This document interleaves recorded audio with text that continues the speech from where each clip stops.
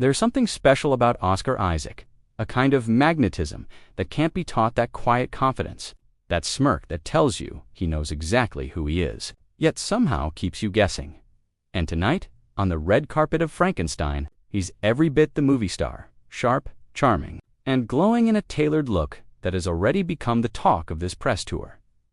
"You've been crushing the looks lately," a reporter says, and Oscar laughs, flashing that disarming smile. "My boy Matthew Hansen's really doing a great job," he admits, giving credit to his stylist.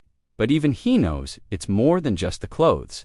Isaac has stepped into his own era, a kind of effortless evolution from actor to icon.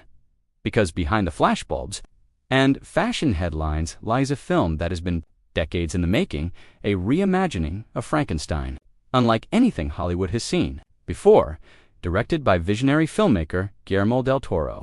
This adaptation isn't just another retelling of Mary Shelley's Gothic masterpiece. It's a passion project, one del Toro has dreamt about for over 30 years. Oscar Isaac knows it. You can hear the reverence in his voice when he talks about it. "It's all Guillermo," he says. "We know what a visionary he is. When he approaches something, he does it with all of his heart and all of his passion. This is a film he's been trying to make for 30 years. Isaac pauses, thoughtful. He took Mary Shelley's text, absorbed it in every cell, and filtered it through his very Latin American point of view. That's what makes this version different.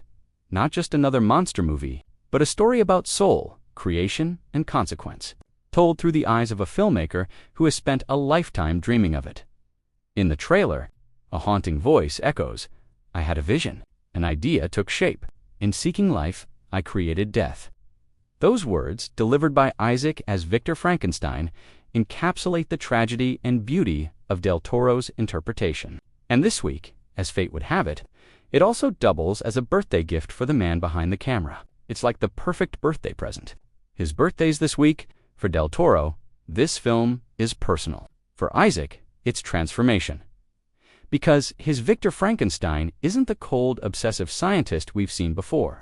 He's something else, theatrical, brilliant, flawed, and human. A man driven by art as much as intellect. And to capture that duality, Oscar Isaac turned to some of music's most legendary icons, Prince, David Bowie, and Mick Jagger. There are elements of that, Isaac says.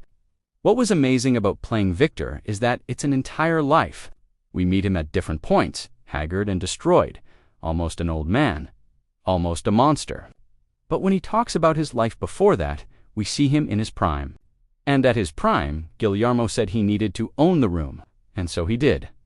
Isaac dove deep into the artistry of performance, not just acting, but commanding presence. "I watched Prince getting ready for a halftime show," he recalls. "The way he'd walk around that stage, the confidence, the control that became the seed of Victor's personality. Not a stiff, intellectual recluse, but a rock star of science. A man who believed creation was a performance, a statement, a rebellion against mortality itself. The idea of approaching him more like an artist than a scientist," Isaac explains, "was kind of a fun, rebellious idea. And it shows. In stills and teaser footage, his Victor radiates charisma and danger, part genius, part poet, part god.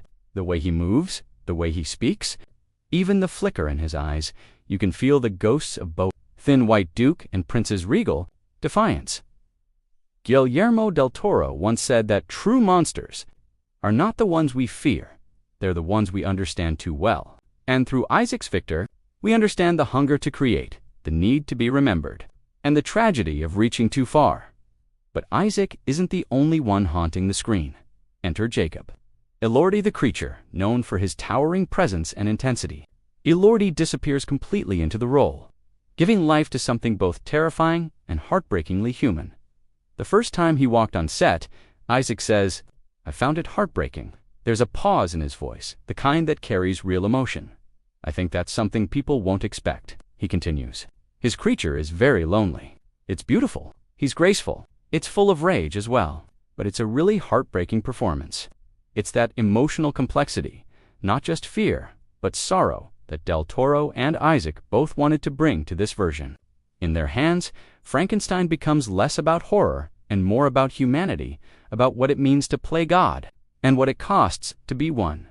And if the early buzz is any indication, Oscar Isaac's portrayal could go down as one of his most daring performances yet, a perfect fusion of intellect, sensuality, and madness, because this isn't the first time Isaac has blurred the line between discipline and chaos. From Inside Llewyn Davis to Ex Machina Dune and Moon Knight, he's made a career out of playing men who live in the tension between genius and ruin. But Victor Frankenstein is something else, a culmination, perhaps, of everything he's learned, a role that allows him to dance between worlds, science and art, creation and destruction, beauty and decay, on set. Sources describe Isaac as meticulous, passionate, and endlessly collaborative, the kind of actor who never stops searching for emotional truth. That's what makes him magnetic. That's why directors like Del Toro trust him with their dreams. And tonight, under the shimmer of Hollywood lights, that partnership shines bright. As Oscar stops for one last photo, he's calm, collected, but glowing with the energy of someone who knows he's been part of something extraordinary. When asked how he plans to celebrate after months of press tours, he laughs. "I'm sticking around to watch it," he says. "I'm excited." It's a simple answer, but behind it lies the joy of an artist who's proud of the work, who's found meaning in the madness Guillermo del Toro's. Frankenstein isn't just another adaptation, it's a resurrection, a film that honors the spirit of Mary Shelley while breathing new life into one of literature's most enduring myths. And at the heart of it all stands Oscar Isaac, not just as Victor Frankenstein, but as a man who understands what it means to chase creation, to court obsession, and to risk everything in the name of art. He channels Prince, he channels Bowie. But most of all, he channels himself fearless, vulnerable, and entirely original. As the credits roll and the final chords fade, one thing becomes clear. This isn't the monster's story, it's the creator's.